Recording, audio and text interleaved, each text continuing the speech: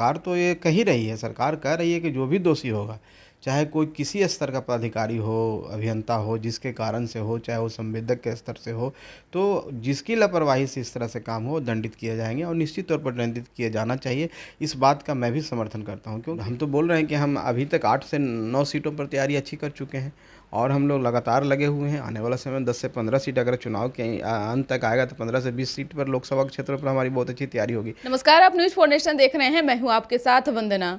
पुल भले ही गंगा नदी में गिर गया हो, लेकिन राजनीति उफान पर है। बता दें कि जिस तरह से 1700 के लागत से निर्माणाधीन पुल गंगा नदी में गिरा, जिसके बाद से बिहार के सियासत में एक तरह से कहा जाए कि कहीं ना कहीं विपक्ष को मौका मिला, तो वहीं सत्ता पक्ष भी अपनी सफाई देने में लगे हुए हैं। हालांकि अगर हम बात करें बिहार के पूर्व मुख्यमंत्री जीतन राम मांझी का, तो जिस तरह से उन्होंने अपनी बातों को हमेशा से रखते आ रहे हैं, जिन जिन चीज़ों को लेकर के वो जिन मुद्दों को लेकर के उठाते रहे हैं, तो कहीं ना कहीं आगे आने वाले समय में एक बेहतर विकल्प बिहार को दिखता है। लेकिन फिर कहीं ना कहीं आगे चल करके फिर उसमें कहीं ना कहीं थम जाता है।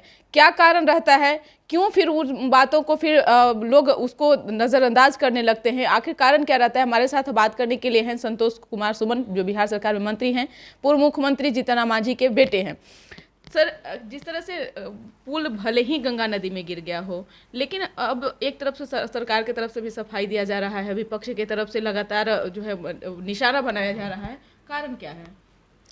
देखिए, जो भी घटना घटी है वो सबके हम लोग को भी बहुत दुख है, अफसोस है, क्योंकि वो जो पुल था वो एक तरह से धार्मिक आस्था से जुड़ा हुआ था, लोगों के सहूलियत की था। गंगा नदी पर पुल था और उसके बन जाने से बहुत माने दूरियां भी बहुत नज़दीक हो जाता। हम लोग घूम के जाते हैं इतने जाम में, और 8-9 सालों से पुल बन रहा था।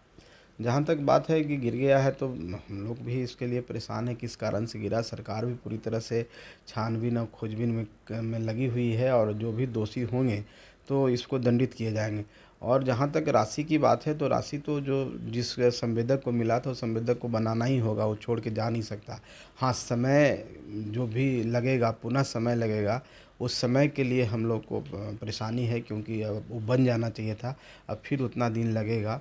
लेकिन दुर्भाग्य है, और इस पर हम लोग कुछ कह नहीं सकते हैं। हम इतना ही कहेंगे कि सरकार सजग है, सतर्क है, और सरकार पूरी तरह से अब लग गई है। एक टीम बना के भेजी है, और टीम ने अनुशंसा जो भी करेगी, उस पर जो भी दंडित होंगे उन पर कार्रवाई की जाएगी। और नए सिरे से पुल बनाने की बात, जैसे कि माननीय उप मुख्यमंत्री तेजस्वी यादव जी ने भी बोला है कि नए सिरे से हम पुल बनाएंगे।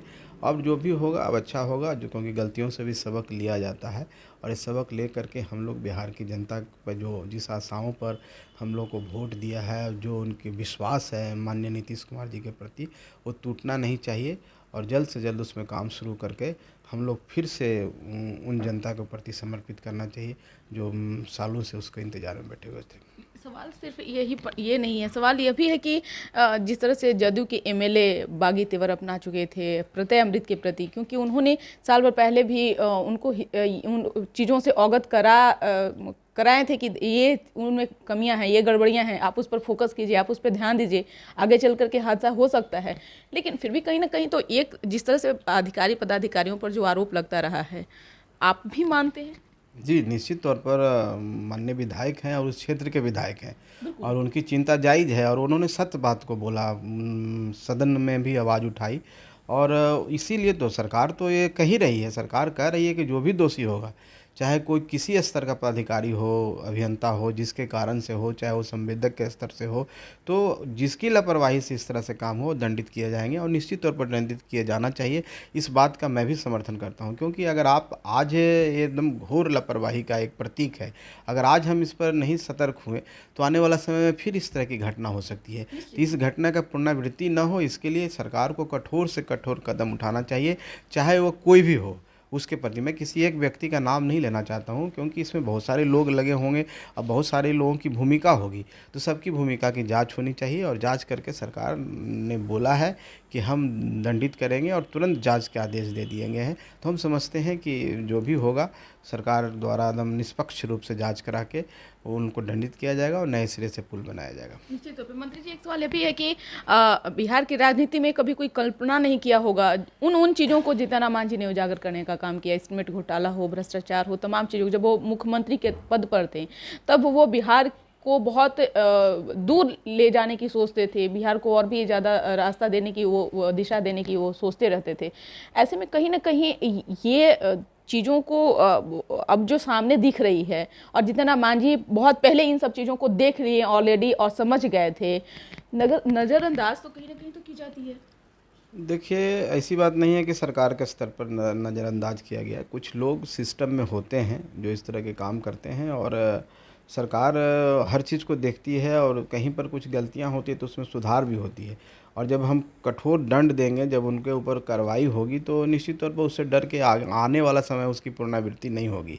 और माननीय जीतन राम मांझी जी की जहाँ बात है, वो हम लोग के पार्टी के नेता हैं और वो बेबाक बोलते हैं।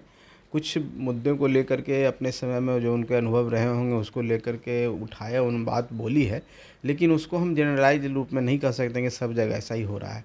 अगर एक पुल गिरा है, इसका मतलब ये नहीं है कि बिहार के सारे पुल कमज़ोर हैं और सब पुल गिर जाएंगे। बड़े बड़े पुल बने हैं, आप देखें कितने बड़े बड़े फ्लाईओवर हुए, कितने बड़े बड़े पुल बन के जो लाइफलाइन बने हुए हैं, दुनिया कम कर दी है।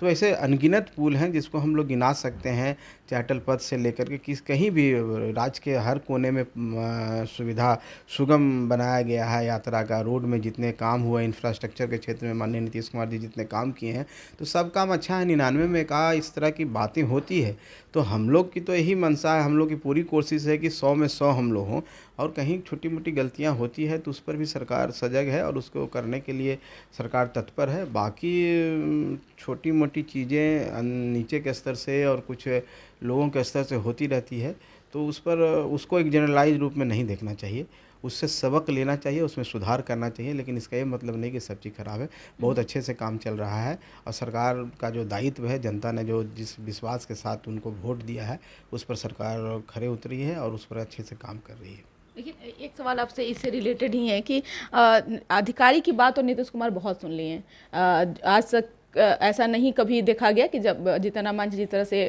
कोऑर्डिनेशन कमेटी की बात करते रहे कि ये बननी चाहिए, आज तक उसको भी इग्नोर किया गया। आपको नहीं लगता है कि नीतीश कुमार को अब ज़रूरत है कि जो जो क्षेत्र जिन जिन जनप्रतिनिधियों के अंदर में आता है उनकी भी राय लेनी चाहिए? क्या उससे भी कहीं ना कहीं समस्या का हल हो सकता है? देखिए, ऐसी बात नहीं है कि माननीय नीतीश कुमार जी राय नहीं लेते हैं। हर स्तर पर बैठकें होती है, जनता का दरबार लग रहा है, उसमें विधायकों के साथ बैठकें होती है, उनसे पूछा जाता है, और उन पर्सनली समय लेके वो भी मिलते हैं, अपने क्षेत्र की बातों को रखते हैं। और अब हर जगह देखिए, लोकतंत्र का मतलब है चेक एंड बैलेंस होता है। हर अगर 4 पिलर है, आपका भी एक रोल है, आप मीडिया हैं, ब्यूरोक्रेसी की बात आप कर सकते हैं, चाहे लेजिस्लेशन की बात कर सकते हैं, जुडिशरी की बात कर सकते हैं, तो सबका एक लिमिटेशन है और चेक एंड बैलेंस पर चलता है, हमारे संविधान की खूबसूरती है। और अब अगर एक पहिया आगे बढ़ गया, कुछ ज़्यादा हो गया, तो उस चाल में वो गति नहीं रहेगी, मोमेंटम नहीं रहेगा और वो बिगड़ जाता है। तो नीतीश कुमार जी एक ऐसे व्यक्तित्व के रूप में हम लोग जानते हैं जिनके अंदर प्रशासनिक क्षमता है और लीड करने की खूबसूरती, चाहे लोकतंत्र के जो है उनके अंदर सारी चीज़ है, और वो चेक एंड बैलेंस पे विश्वास रखते हैं। निश्चित तौर पर अगर आप कोई चीज़ को ज़्यादा ढील देंगे, ज़्यादा उस पर अति करेंगे, तो उनके अंदर एट्रोसिटी, जिसको एट्रोक्रेट की बात कहते हैं, उसमें वो आ जाएगा, और कहीं ना कहीं वो फिर संभलना नहीं है, उसको आपके हाथों से कंट्रोल से बाहर हो जाता है। उसको बैलेंस करने के लिए हर चीज़ को देख करके एक बेहतरीन तरीके से सरकार चला रहे हैं, और हम समझते हैं इसमें कोई गलती नहीं है। लोगों के हित, जिस हित के साथ वोट दिया है, लोग ने जिस भावना के साथ देख करके एक बेहतरीन तरीके से सरकार चला रहे हैं, और हम समझते हैं इसमें कोई गलती नहीं है। लोगों के हित, जिस हित के साथ वोट दिया है, लोग ने जिस भावना के साथ विधायकों को जिता के भेजा है, जो उनके प्रतिनिधि हैं, उस प्रतिनिधि की जो भावना है, उस भावना को नीतीश कुमार जी देखते हैं। लेकिन इसका ये मतलब नहीं है कि कोई भी व्यक्ति को इतना ही अति कर दिया जाए, वो जो आगे जा कर के जो वोट में जो परिणित हुआ, जो लोगों ने जिस विश्वास के साथ गुड गवर्नेंस की बात की, क्योंकि नीतीश कुमार जी गुड गवर्नेंस के लिए जाने जाते हैं। जिस तरह से बातें पहले हुई थी और जिस उनका यहाँ बिहार में आए और बिहार की गद्दी उनको जनता के द्वारा दी गई, तो उनके गुड गवर्नेंस के कारण दी गई। तो गुड गवर्नेंस को कायम रखने के लिए कुछ कड़े डिसीजन लेने पड़ते हैं, जो हो सकता है कि हमारे प्रतिनिधि को थोड़ा सा लगता होगा, लेकिन इन द मीन माने एंड में आप देखेंगे तो लगेगा कि नहीं, सरकार ने राजहित के लिए, लोकहित के लिए जो भी सख्ती बरती है वो ठीक है। एक सवाल ये भी है कि चुनाव को लेकर जिस तरह से आप बहुत लंबे समय से तैयारियों में लगे हुए हैं, यात्रा निकाले, लोगों से जाकर के बातचीत भी कर रहे हैं लगातार, आप जितने सीटों पर तैयारी कर रहे हैं, लेकिन बिहार में 40 लोकसभा सीट है, 40 में क्योंकि जाहिर सी बात है बड़ी पार्टी राजद है, उससे फिर जदयू भी है, तो कितने सीटों पे आप लोगों की समझौता हो सकती है महागठबंधन में? देखिए, जब तक आपस में बैठ के बात नहीं किया जाए, एक टेबल पर बैठ के बात नहीं होगी, तब तक तो कुछ ही कंक्लूजन पर मैंने निकालना गलत होगा। क्योंकि एक पार्टी नहीं है, 7 पार्टी है। 7 पार्टियों के समन्वय से ही सीट का बंटवारा होगा, सबकी आपसी सहमति से ही सीट का बंटवारा होता है। अलग बात है कि अगर एक पार्टी के रूप में हमसे बात करेंगे, व्यक्तिगत तौर पर बात करेंगे, पार्टी के राष्ट्रीय अध्यक्ष के तौर पर बात करेंगे, तो मेरी जो डिमांड्स है, मेरी जो आशा है, हमारे कार्यकर्ताओं की जो आशा है, उसको हम रखते हैं आपके माध्यम से, और चाहे कहीं पर भी जो हमने राष्ट्रीय परिषद की मीटिंग में जो तय हुआ है। लेकिन अभी तक उस तरह की मीटिंग नहीं हुई है जो सीट शेयरिंग की बात हो, सीटों के लेके बात हो, कैंडिडेट के लेके बात हो। तो जब तक वो बातें नहीं होगी तो हम इस फाइनल कंक्लूजन पर तो निकालेंगे नहीं, चाहे उस पर हम कुछ बोल नहीं सकते। हम इतना ही बोल सकते हैं कि हमारी पार्टी चाहती है कि हम ज़्यादा से ज़्यादा सीटों पर चुनाव लड़ें। हमारी तैयारी, अच्छी तैयारी इतने सीटों पर है, और हम कम से कम चाहते हैं कि मेरी पार्टी इतनी सीटों पर लड़े। वो जो हमारे कार्यकर्ताओं की भावना है, वो भावना को हम लोग उस जगह पर रखेंगे। उसके बाद क्या बातें निकल के आती है, कितना सीट पर एग्री होते हैं, ना होते हैं, फिर उसके बाद क्या बात होगी, और उस पर हम लोग के कार्यकर्ता से बात होगी, वो क्या कहते हैं, ये तो भविष्य का विषय है। इस पर अभी हम नहीं समझते हैं कि ये समय भी तो बहुत शेष बचे हैं ना, तैयारियां बहुत लंबी है, समय बहुत शेष बचे हैं, तो इतने कम सीमित समय में कैसे फिर हैंडल करेंगे? क्योंकि जिस तरह से महागठबंधन में अब ये कयास लगाना शुरू हो गया कि कम से कम सीटों पर जो है जितना मांझी को निपटाया जाएगा, उसके बाद जो लेफ्ट पार्टियां हैं वह कहीं ना कहीं लोगों के समर्थन में उतरेंगी, क्योंकि उन लोगों को भी कहीं ना कहीं दरकिनार करने की बात कही जा रही, क्योंकि बीजेपी का जो तैयारी है वह 32 सीट पर है, 30 से 32 सीट पर। तो महागठबंधन की भी तैयारी तो उसी तरीके से सुनिश्चित की गई होगी।